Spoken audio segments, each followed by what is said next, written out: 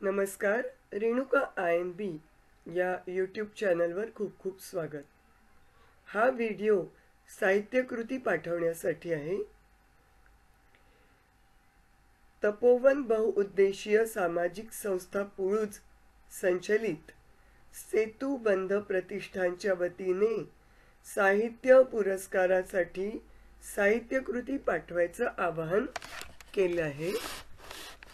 सेतुबंध प्रतिष्ठान या फिरत्या वाचन चळवळीच्या वतीने साहित्य व साहित्यिकांना आणि त्यांच्या लेखणीला प्रेरणा देण्यासाठी कथा, कविता, कादंबरी या साहित्यकृतींपैकी उत्कृष्ट साहित्यकृतीला पुरस्कृत करण्यात येते.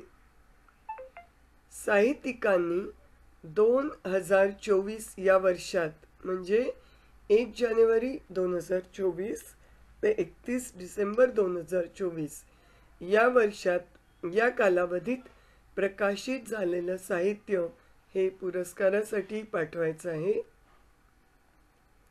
आता नियम व अटी काय ते ऐका.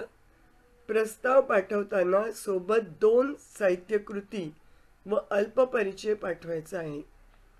म्हणजे 2 प्रती पाठवायच्या आहेत आपल्या आणि सोबत अल्पपरिचय पाठवायचा आहे. पुस्तकं पाठवल्यानंतर वारंवार विचारणा करू नये. म्हणजे वारंवार विचारायचं नाही की काय झालं. तसं जर त्यांच्या लक्षात आलं तर संबंधित प्रस्ताव रद्द होईल. तर आपला प्रस्ताव रद्द होऊ शकतो. प्रस्ताव केव्हापर्यंत पाठवायचा आहे तर 28 फेब्रुवारी 2025 अखेर आपण हा प्रस्ताव पाठवू शकतो. त्यानंतर येणारे प्रस्ताव मात्र ग्राह्य धरण्यात येणार नाहीत. कथा, कविता आणि कादंबरी यांच्यापैकी साहित्यकृती विचारात घेतल्या जाणार आहेत. पुरस्कार वितरण सोहळा किंवा इतर माहिती ही सोशल मीडियावरून वेळोवेळी प्रसिद्ध केली जाणार आहे. ऐनवेळी काही आवश्यक बदलाचे अधिकार सेतुबंध प्रतिष्ठान समितीकडे आहेत हे आपण लक्षात ठेवायचं आहे.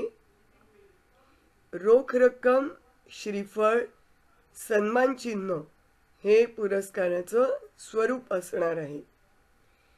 तर आपलं पुस्तकं कुठे पाठवायचे आहेत याचा पत्ता हा या व्हिडिओच्या डिस्क्रिप्शन बॉक्समध्ये दिलेला आहे. त्याचसोबत संपर्क क्रमांक देखील दिलेला आहे. काही अडचणी असेल किंवा शंका असेल, प्रश्न असतील तर विचारू शकता.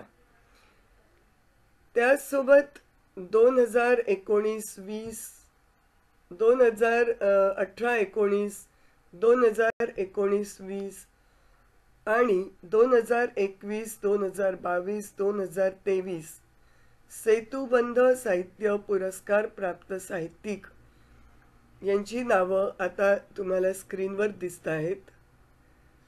तर मित्रमैत्रिणींनो, खूप छान संधी आहे ही. आपलं पुस्तक जास्तीत जास्त लोकांपर्यंत पोहोचवण्यासाठी आपण पुस्तक प्रकाशित करत असतो आणि सन्माननीय जे परीक्षक असतात त्यांच्या नजरेखालून आपलं पुस्तक जाणं हा देखील मोठा सन्मान असतो. तर या पुरस्पर्धेत जरूर सहभागी व्हा. खूप खूप शुभेच्छा.